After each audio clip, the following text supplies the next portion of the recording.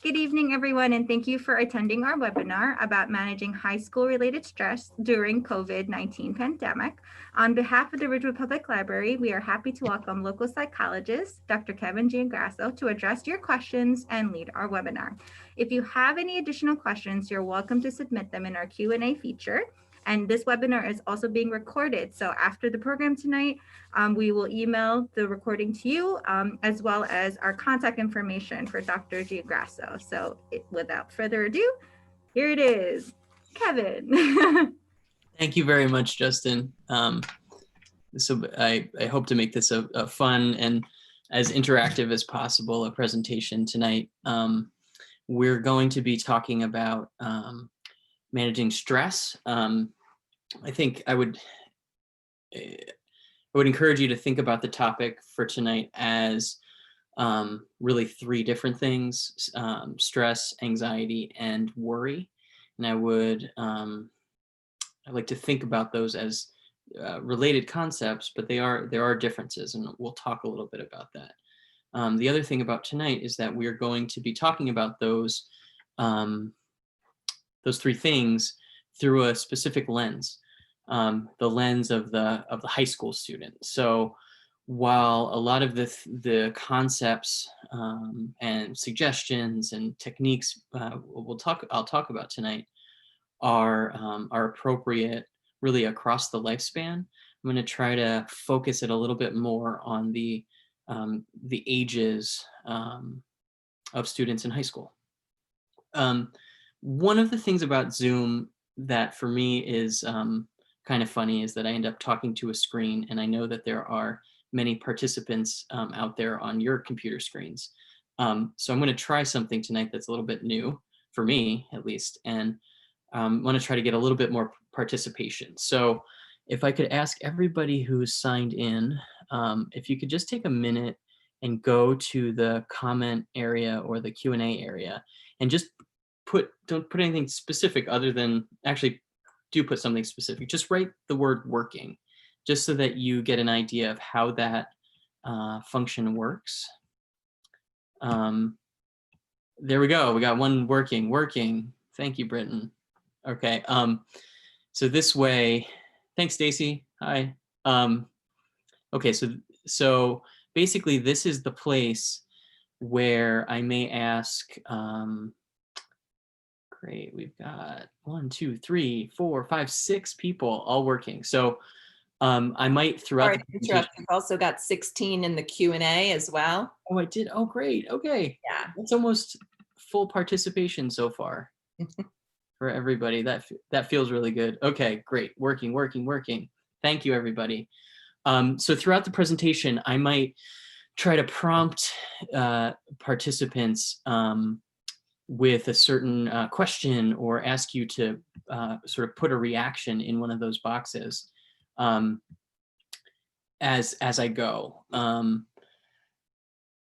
And throughout, no matter where we are in the presentation, please do feel free to write a specific question. If something I say prompts an idea or a thought or a question that you have, feel free to throw it in there, and periodically I will make sure to take a look at the chat box and the Q&A box to try to address those thoughts and questions as I go along. Okay, so as I mentioned at the bottom of this slide here, we want to look at the issue of stress through a particular lens. So we're going to put high school adolescent glasses on and look at this issue try to look at it through their eyes. The idea is that if we can sort of understand what our adolescent children or grandchildren or nieces and nephews are thinking, we can, hope to better help support them and help them achieve their goals as they're emerging into adulthood. I will try to hit upon some knowledge about this age group and about stress, anxiety, and worry. We'll try to introduce some skills, some of which you may have heard about or tried, and others maybe not. And as important as knowledge and skills, we want to address the ways of thinking about this issue. So as important as what we know about stress is how we think about what we know about stress. Um, and um, it is, I believe that it's within those ways of thinking about stress that we can better um, support the people we care about, and also by modeling how we're thinking about stress, um, further teach our adolescent um, how they can think about their stress and therefore change it or tolerate it better when it does happen. So here's the first prompt. In the Q&A or the chat box, please write a word or two. That's the first word or two that comes to your mind when you think of the word teenager.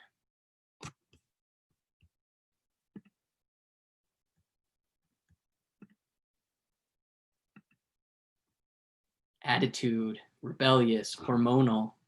Yep. Okay. I see. Learning, yes. Mood swings, emotional, changing, moody, fitting in, disorganized. Nuts. Oh, Nicole, I like that. Uncertainty. That is so very true. Curious, working. Oh, that was from before, obviously. Okay. So as I read those, impulsive, keeping up, sensitive, exhausting, fun and risk taker, lazy, lost. So I'm repeating all of those words because I don't think there's any word or set of words in that list that we just received that is really a shock to me. These are all typical things that we think about when we think about teenagers. One of the themes that I see is that of change. So and it's very appropriate because really when we're thinking about high school, a ninth grader is very different than someone starting as a freshman in September in high school is very different developmentally than the senior who is graduating in June. Throughout those 4 years, there are a lot of ups and downs. There's sleep deprived, work in progress. Yeah, this is really a time where kids are beginning to differentiate from their families. They're beginning to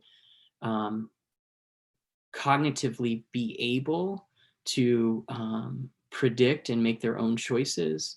They're kind of playing around with being independent in the world and away from their parents. Some of that to the high school kid is really exciting. And then there's other times when that ends up being really scary. And all of that mess of a tornado of adolescence kind of comes, I don't know, gets warmest in high school.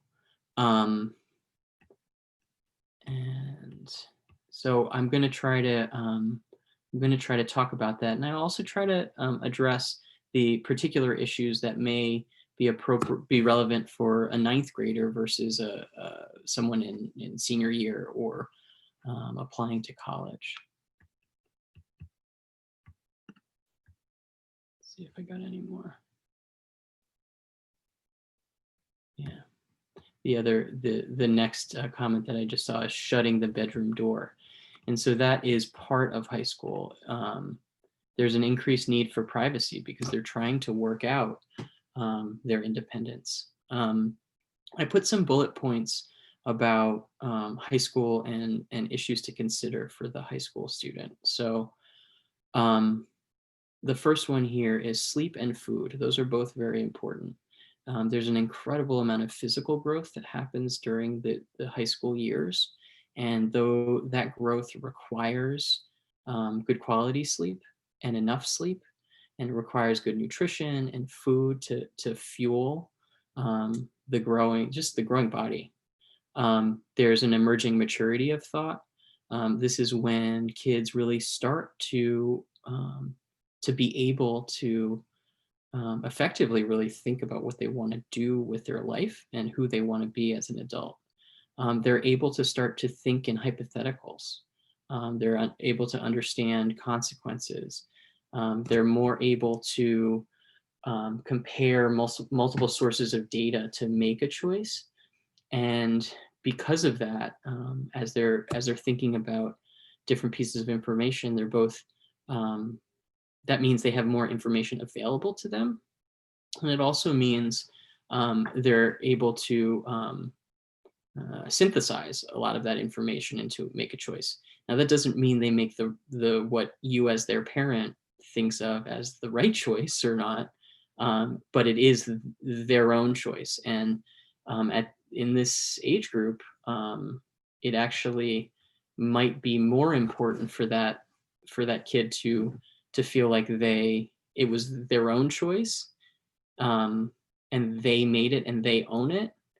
That sense of being able to make their own choice may be more important to them than actually understanding that they made the right choice. Please comment in the comment box if that did not make sense, what I just said.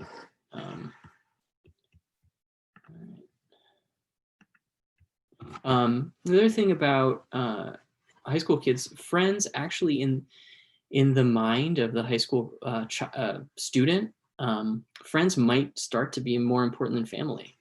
They're starting to make closer friendships. They may start dating, and they may truly see their friends as just important as family at this time of at these ages.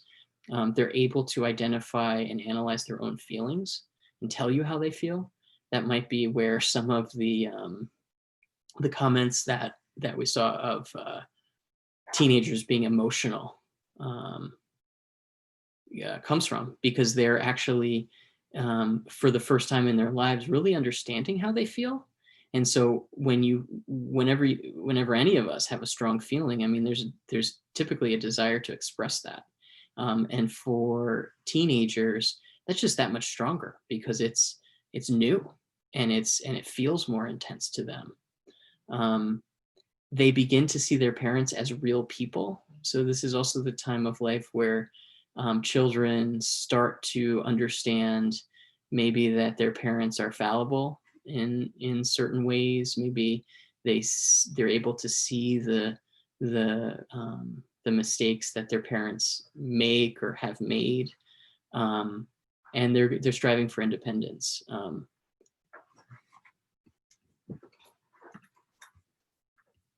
Okay.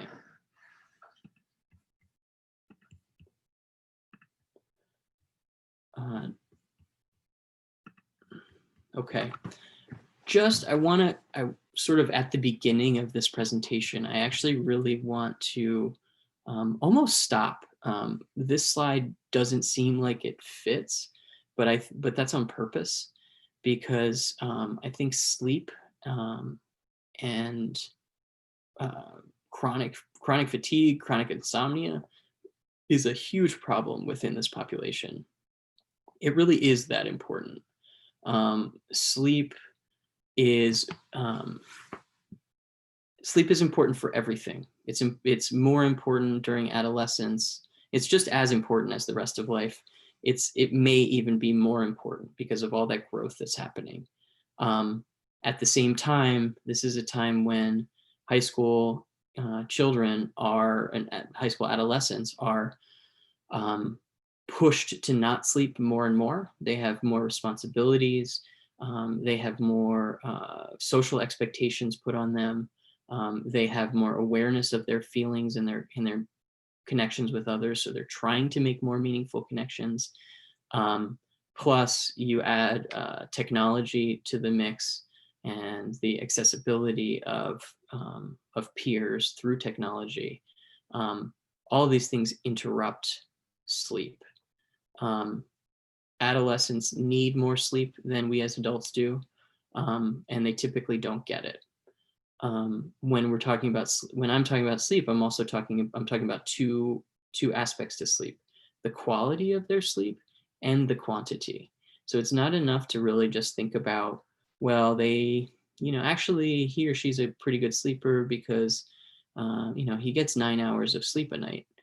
Well, 9 hours of sleep, when it's interrupted maybe every hour on the hour with waking up quickly and answering a text message or something like that, is very different than 6 hours. That's high quality. They're both important, the amount of sleep and the quality of sleep. Um, so we don't want to forget either one. And when we talk about sleep problems, some people have trouble with falling asleep, and other people have trouble staying asleep. So sleep onset is just the clinical term for being able to fall asleep quickly, and sleep maintenance is just the term for being able to stay asleep. So we all do wake up. It's normal to wake up during the night.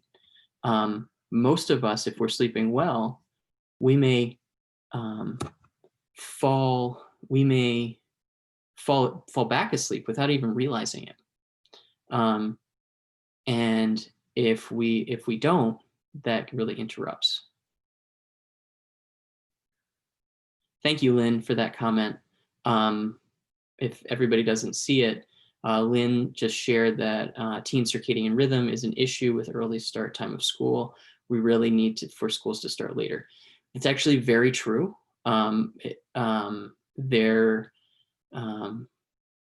What we know about teen sleep is that they do tend to go to sleep later and wake up later, and unfortunately our typical times for high school to start is actually earlier than the younger grades, which really doesn't make sense when you consider the physiology of high school students.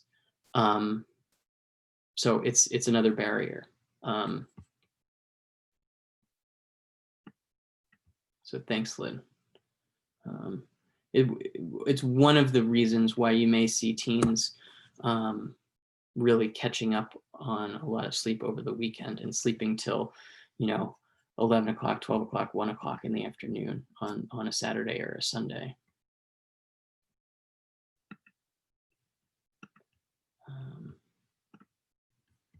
Actually, while I'm on that topic, so the two cycles that govern our sleep are the sleep-wake cycle and circadian rhythm. So sleep-wake cycle is basically just during the day you build up tiredness, and as you build up tiredness, it becomes easier to fall asleep. And melatonin is a key part of that process. And as you sleep, you get less tired the more you sleep during the night, and then you wake up. That's the sleep-wake cycle. The circadian rhythm is really the natural rhythm of the body on about a 24-hour schedule. That circadian rhythm is then sort of reeled back in by the sleep-wake cycle and the sun and different aspects of how we live. Being, that's the cycle that in teens is different and really should help us to actually make high school start later. CBT for insomnia is a very good therapeutic intervention for sleep, based in the research, empirically supported. And if you're interested in looking that up, CBTI for insomnia is a place to go to look at certain techniques. Sleep hygiene is a set of techniques basically to create an environment that's conducive to falling asleep and staying asleep. That's also a key term that if you're interested in learning more about sleep and learning more about how to help your child or your grandchild or your niece or nephew to sleep better, looking up either of those two, CBT for insomnia or sleep hygiene techniques, can potentially be helpful. And if anybody's interested in more resources for that, I'm happy to follow up with it. Okay, so that's enough about sleep. That's like my little soapbox about sleep. Kevin, I'm sorry, I'm going to interrupt you again. Sure. You've got a couple of questions about sleep in the Q&A. Oh, I know it's hard for you to keep track of a couple of different things while you're also presenting. yeah, I'm just bad at Zoom. But thank you for that. Okay, so in the Q&A, I see what it is. So it's open questions. Let me see if I can answer these quickly while we're on this topic. So what do you do if your child has so much homework she doesn't get enough sleep? That's a very good question, and it happens a lot. And then the next one is, we wake up our kids on a Sunday at a semi-reasonable hour. Should we let them sleep in or make up for lack of sleep during the week? So those are actually, thank you, Britton. Those are excellent questions. So to the first one, what do you do if your child has so much homework she doesn't get enough sleep?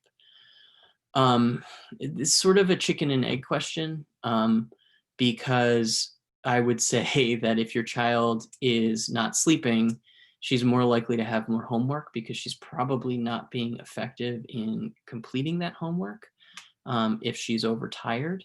At the same time, I think many of us know that the amount of homework that's expected is typically a lot, and many high school students are overcommitted to a lot of different activities, and none of us want them to miss out on those things either. What I would say is to take a rational approach to sometimes letting some of the homework go in the short term is going to be really helpful in being successful long term. So it's about deciding where the line is, right? So you can push on 1 or 2 nights in a row. You absolutely can sacrifice sleep to get homework done. But if that's happening for 2 weeks in a row, and it's every single night that there's too much homework and sleep is sacrificed, then that, in my opinion, crosses the line. And the homework then becomes less important as compared to the sleep. So I guess my answer is, has it been 1 day of too much homework, 2 days of too much homework, or 2 weeks of too much homework? If it's 2 or 1 days, then maybe it makes sense to model, working really hard and get that homework done and sacrifice a little bit of sleep. If it's longer than 2 days in a row of losing sleep because of homework, then sacrifice the homework. That's my opinion. And the question about staying on the same, sleeping at the same time each day, even on the weekend, there's not a perfect answer to that. I mean, in an optimal world, we would all wake up at the same time every day, or within a range about a half hour, and go to sleep at the same time every day. That if we do that 7 days a week, where we go to sleep within the same range of time and we wake up at the same range of time, the quality of our sleep will improve. But to your question about letting your kids sleep in on the weekend, it depends on how much of a sleep deficit they have. If they're so tired that they can't even stay awake for the full day, then it does make sense to sleep in. Not because you actually don't make up that sleep from the week before, but it allows you to be a little bit more functional during that day. If it's, I just kind of don't feel like getting up, so I'm going to go back to sleep, then that's different. And then it does make sense to encourage your kids to wake up earlier or closer to what their time during the week of waking up is. Hope that's helpful. I answered those live, so I'm just gonna click that. Hope that was right. Okay. And a lot of these questions are, I think, about and it's relevant to anything that's related to stress. There's a line, right? So stress is the kind of thing. I'll go to that. I'm just gonna.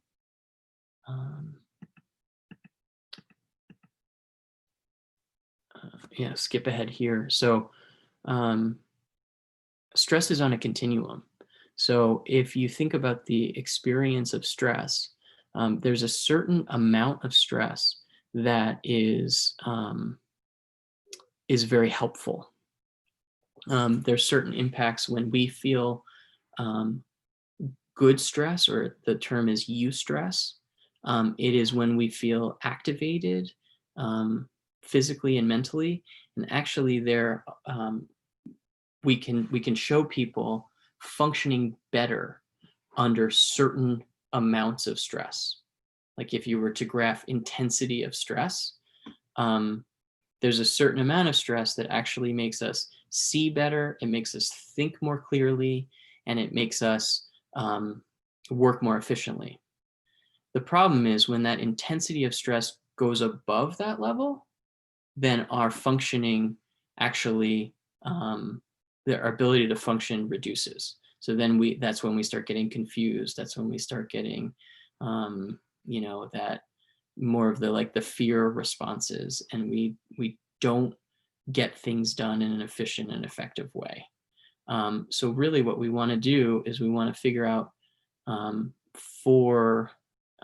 you want to help your child to figure out where their level of optimal stress is. Stress is not all bad, but it is bad when there's too much of it. Related to that, I want to talk a little bit about the difference between anxiety, stress, and worry. So the difference between anxiety and stress is pretty simple. Stress, and we obviously we use all of these terms, in our conversation. Popular use of these terms can be pretty interchangeable. From a clinical perspective, there are clear differences. Stress is when you feel activated about a specific thing or a specific, say, a test or a game or some performance-related activity.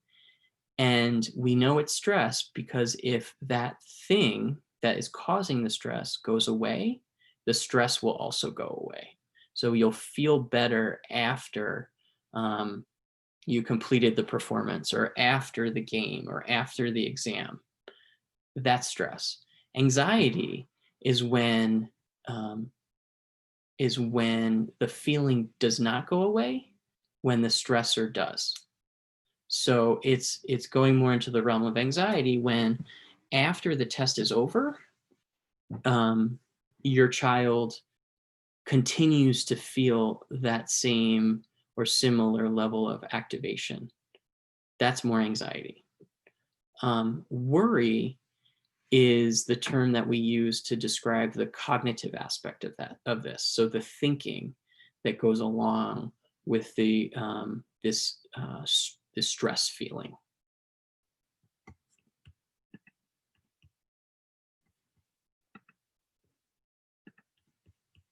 Can someone just comment yes if that made sense? The difference between anxiety and stress. If this was in person, people would be like nodding or something. Yes, yes. Okay, great. Thank you. All right. I'm also happy to see if someone comments, that doesn't make sense, and I'll try to explain it a little bit more. Okay. And then the next bullet point there is, again, on this continuum of intensity, there is a normal range of stress. And on any one day, if you compare two sophomores in high school, one might look more stressed than the other, but they're both within a normal range of stress. When that intensity goes above and beyond what's in that normal range, then we talk about it as a clinical concern. And that is more appropriate for maybe professional intervention or some other level of support. But it is normal that the intensity of stress for a high school kid goes up and down throughout the year. And it may not be always predictable, but that's normal. That's okay. That's actually adaptive, and it's helpful for that for that person to learn how to do all the things that we expect them to do at this stage of development.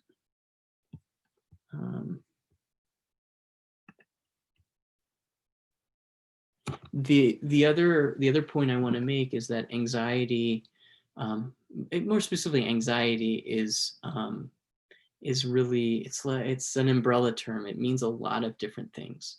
So we may see more of a generalized anxiety, someone who's anxious about a lot of different things. We might see more specific anxieties like social anxiety. So someone who tends to be anxious in social situations, or they have a fear of a negative evaluation from other people that pervades their social interactions or their interpersonal relationships. There's also specific anxiety, specific phobias, like some people really have a difficult time getting up in front of the class to do a presentation. Actually, that's one of the more common types of anxiety. When we're talking about the time, COVID-19 and what we're living through right now, there's a lot of behaviors and reactions that are related to anxiety, but more fall in the realm of like obsessive compulsive disorder or OCD, where we're worried about maybe germs or being, quote, dirty, or when we really aren't, fears of uncertainty related to health. And that type of reaction is actually, in some ways, might be quite normal right now because we're all living through this time, but not always, right? And even if it is within the normal range, sometimes it can benefit from some intervention or support. Anxiety is the most common mental health difficulty within this age range as well.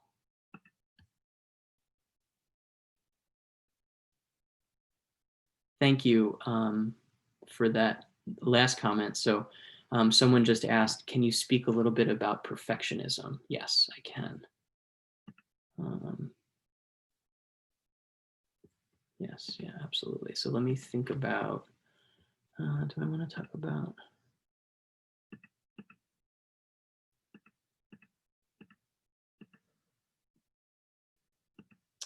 Yeah, so let's do that. So,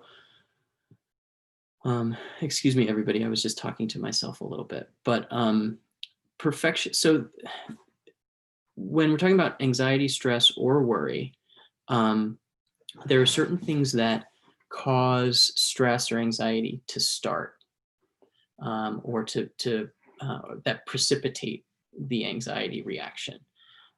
It might be one particular test that your child was surprised that they didn't do well on. And that creates a thinking pattern that then makes them more worried about the next test.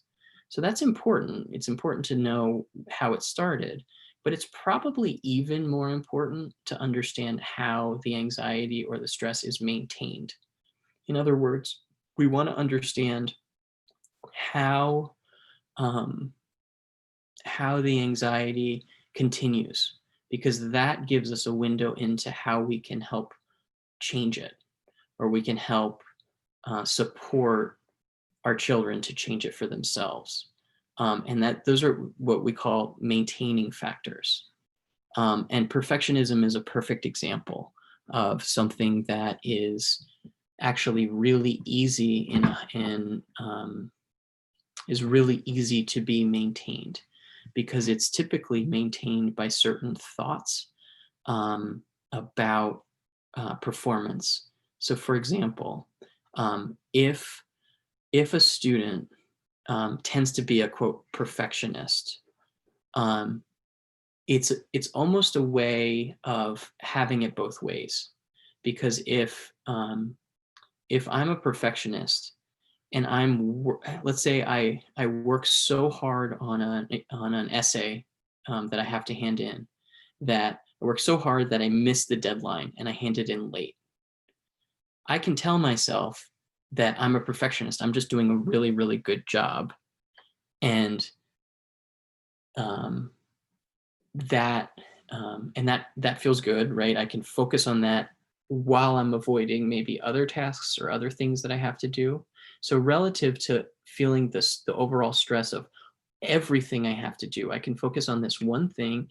I can overwork on it, and I can convince myself I'm doing a good job when I'm also avoiding the uncertainty of every other activity that I'm doing.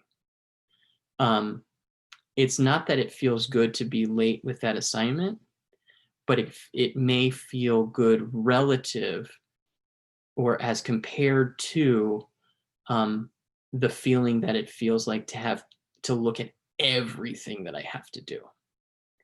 And that's one of the ways that perfectionism can be maintained.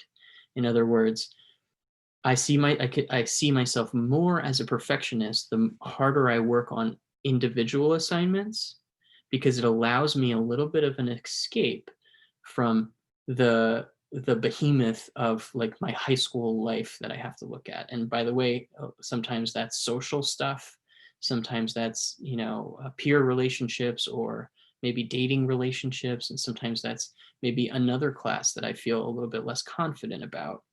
um, I get to avoid that stuff, and relative to that, it feels good to overwork on one assignment.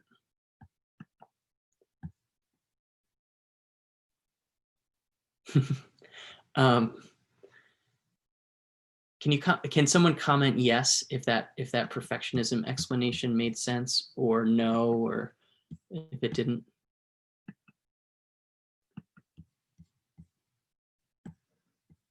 Okay.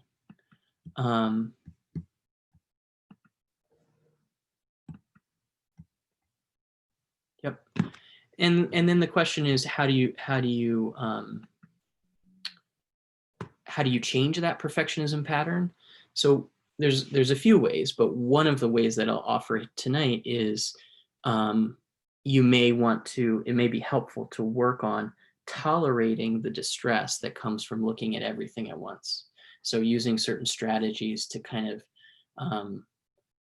uh, push to tolerate the distress that it takes to deal with the social situation or deal with the class that I don't understand or feel as confident with, by taking it one step at a time, or by just giving yourself or giving your child parameters.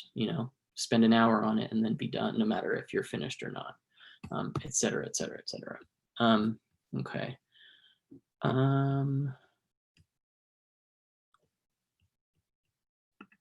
Okay. I'm going to go back to a little bit of general themes. So some of these things are important for any age group, but they're very relevant for high school families of high school students as well. The first bullet point: don't attempt to model mastery, model coping instead. So a lot of times as parents, we act like the know-it-all, and we don't do that on purpose, but we do it because we're in a role of being the parent. And when your child hits adolescence, when we think through a developmental lens, we consider that they are playing with or starting to really understand how to become their own people, and how to differentiate from the family, how to be their own, um, do their own things, and meet their own goals in their life. And so if we continue to be the authority, they're going to fight against that, because they think they know what the answer is, because all of a sudden they have this awareness that's brand new to them. So one way that we can, one practical way that we can kind of try to get around that, is to model coping. So modeling coping is all about actually letting your child into the struggles that you've had, or letting them know um, what it was like for you in high school. And obviously, you probably don't want to tell them everything, but you do want to tell them certain salient details so that they understand that you didn't become the person you are just overnight. You didn't always know these answers, but you want to actually show and tell them what it was like to struggle, or what it was like to have unanswered questions or uncertainty, maybe related to college, or uncertainty related to a dating relationship. That can be actually very powerful, and open doors both to helping the adolescent understand themselves a little bit better, and also improve the relationship with the adults in their life that typically during adolescence, it can be a little bit of a rocky road with adults and parents.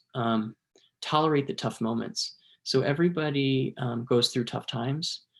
It's not about turning a frown upside down and just making sure that everything feels good, because that's not life. But tolerating, or working on tolerating the difficult moments, is a really good way to reduce the intensity of any lows that are experienced. We don't want to avoid the lows, but we want to maybe reduce some of their intensity. Know in the back of your mind at all times that we as humans, no matter what our age is, we are resilient. We're built to last. We're built to deal with difficult times. And so if we understand that, sometimes it makes it a little bit easier to tolerate when the road's rocky. The other thing related to COVID-19, this is a time when we're all experiencing grief and loss. And sometimes it's grieving loved ones who have become very sick or passed away. And sometimes it's grieving the loss of experiences. So kids in high school, more often than not, have been really looking forward to high school, because high school is this time of greater independence. It's fun. You can build. You're building this awareness. It's a bright time of life. And now for months and months and months, our adolescents in our communities are losing that opportunity to go to school in a typical way, or go to school in the way that they expected to. When we're thinking about college, the college search process is so very different than hopefully it will be in a few years from now, and certainly how it was a few years ago. So recognizing that, embracing that that's a difficult reality, may help us to support those people who are experiencing that grief and loss. The other theme about anxiety, stress, or worry, at their core, these issues are all based on uncertainty. So it's how we manage and think about uncertainty that makes a situation either exciting or anxiety provoking. The physical reactions that we have when we have something uncertain that's exciting coming up are the same as the physical sensations that we have when something uncertain that is anxiety provoking is coming up. And the difference is how our thoughts make sense of that, and what we do with that emotionally and cognitively. So sometimes we can reframe uncertainty from being something that's scary and anxiety provoking into something that's maybe less scary and less anxiety provoking, or at best, maybe even exciting.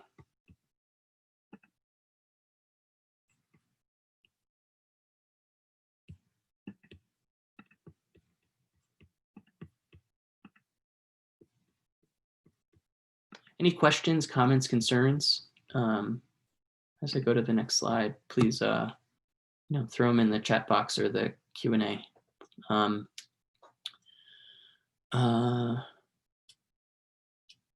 Diet. So nutrition is not really something I'm going to cover tonight, and that's not because it's not important. I think it's good nutrition is essential for all of the, because it's related to all of the things that I've been talking about tonight. But I'll just sort of leave it at that. Like we want to eat as well as we can and get as much varied nutrition as we can, because it does impact stress, it does impact anxiety, and it does impact our overall well-being. But here I'm referring more to our diet of information. We have the power um, to choose what we consume in terms of information, in terms of physical activity, in terms of types of social connections. And it's important, I think, that where it's helpful to stress, um, it's helpful in managing stress to think about managing our diet of information and activities in our life so that we can better meet our needs. And that may mean not watching as many screen-related things, or it might be about choosing which screen-related things we want to let into our life. And it is very hard to dictate to an adolescent what they can and can't watch at varying levels depending on the person. But I do think as adults in grandparents, parents, aunts and uncles, we can suggest and give reasoning for why we want our adolescents to consume certain types of information and maybe not others, and not stay on Snapchat or TikTok all day, all the time, and take some breaks from that kind of stuff as well.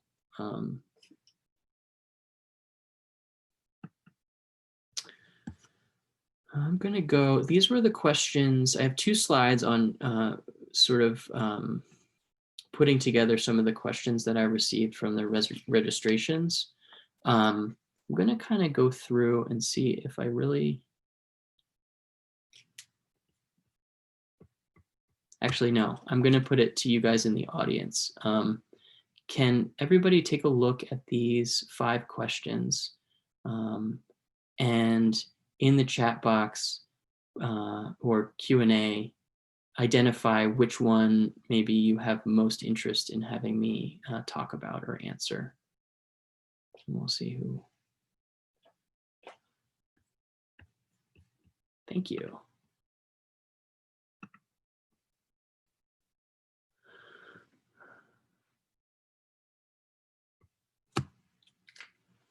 Okay, I'm getting a few votes for number 1. I think that's in the lead right now. Number 2, got number 2, number 4, number 2, 2. Okay, all right, I think we have enough votes. Thank you everybody for participating in our impromptu, I don't know what the word for it, but number 1, number 4, burnout. Okay, so that experiment yielded an insignificant result. I think everybody's voting for every question. It's pretty spread. It's pretty spread. So I'm going to try to I'll try to go through these questions. So, college with COVID, any advice? Where to push? Where to back off? That is. I really think that the question of college and choosing colleges, all the themes are the same as they always were, right? This is a very, there's a lot of meaning associated with choosing a college, with applying to college, to getting into some, maybe not getting into others. At the core, those are the sources of stress for applying, getting into, and going to college. I think the difference now with COVID is the grief and loss piece. I think that if we can manage, or we can acknowledge that it really stinks to not be able to go on in-person visits to college, not knowing if you're actually going to be in person, even if you do get accepted at the college of your choice, you're not going to have the same type of freshman year experience if you choose to go to college during this time. That's all about grief and loss. And I think it's important for us as parents to to acknowledge that for our adolescents who are applying, and to not wallow in the disappointment, but to acknowledge it as a meaningful loss, to maybe grieve those lost experiences that we wish they would have and they wish they would have, but to try to, through that process, grow and understand the wider world and go back to their values and why they're really going to college, and know that there is a bright future ahead. So those two things, right? Acknowledging the loss and that it's meaningful and it is real, while at the same time trying to get through today so that they can be excited for what's to come. How do I get my teen to see the importance of doing work? I think that it's about what the consequences are, right? So there could be, certain punishments to not doing work. If I don't do my work, I don't get good grades. Therefore, I'm not able to get into the college of my choice. Sometimes making sure that those potential results are salient or are front and center in the adolescent's mind is helpful. I think on the other side, the benefits of doing the work can motivate. But more than anything, I don't think it's, as much as possible, try to get the conversation away from it being about work, something that's very general, and try to focus it on something specific. So whether it's a specific value, we work hard because we value hard work, and this is how I've been able to achieve, and we as a family value doing well, or the content itself.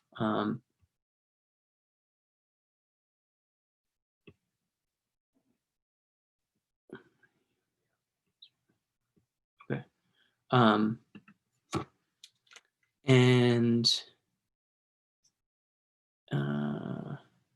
yeah, so getting more specific, I would say.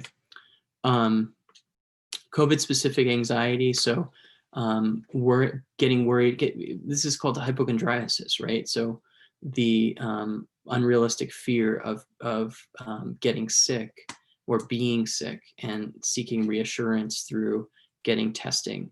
The problem, what makes this difficult these days is because there's a little bit of validity that's given to hypochondriasis because we are living within a global pandemic.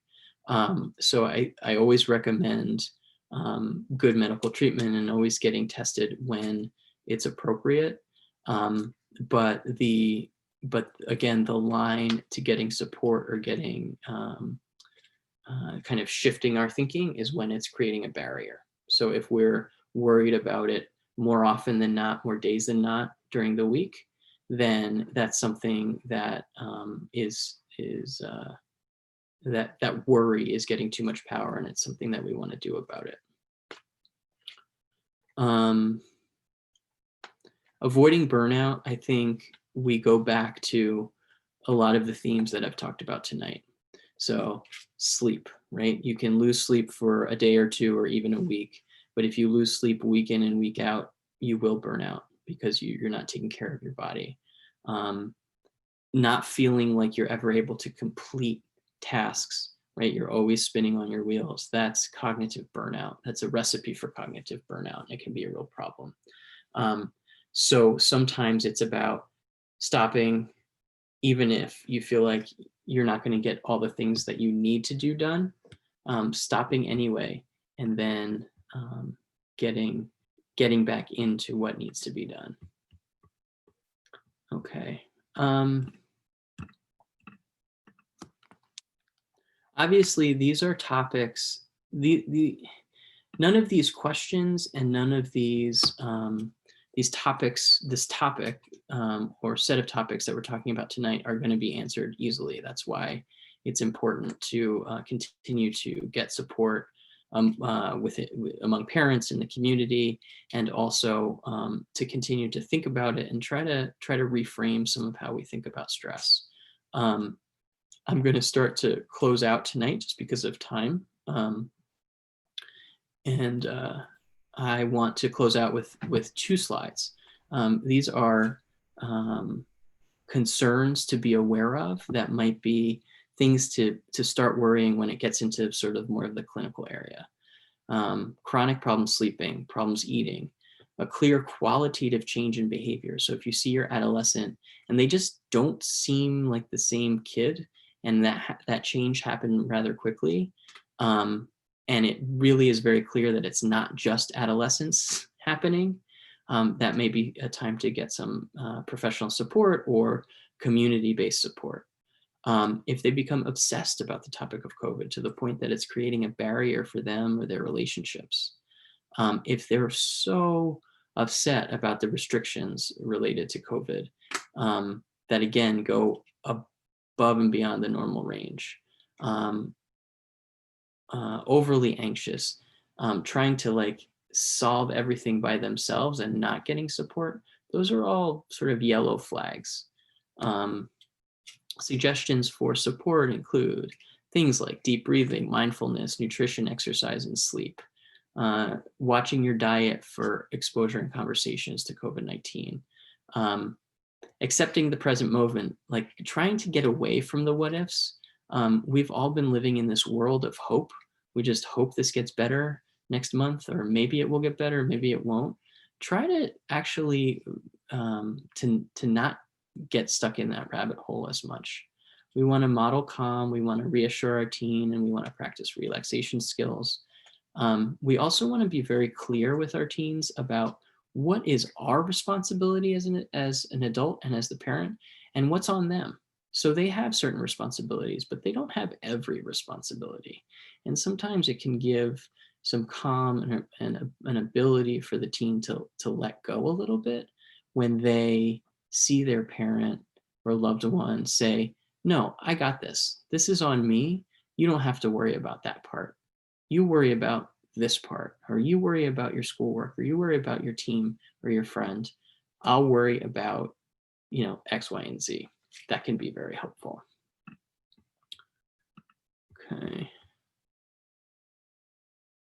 Okay. That's all I've got. Thank you everybody for attending. I really appreciate your participation through the Q&A and the chat feature. That actually made it a lot more fun for me. So on a personal level, thank you. Awesome. Thank you so much again for joining us for our webinar. We hope you got a lot out of it.